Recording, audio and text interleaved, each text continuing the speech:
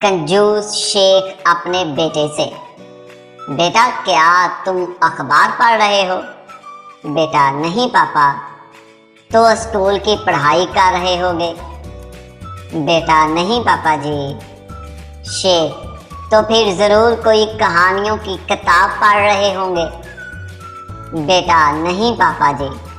शेख गुस्से से, तो फिर अपनी ऐनक को उतार क्यों नहीं देते? तुम्हें फजूल खर्ची की बहुत आदत पड़ गई है। बीवी, कल जिस बकारी को खाना दिया वो बहुत बदतमीज था। खामन, वो कैसे? बीवी ने कहा कल खाना दिया तो आज उसने मुझे एक किताब गिफ्ट कर दी। खामन, कौन सी किताब? बीवी, खाना पकाने की।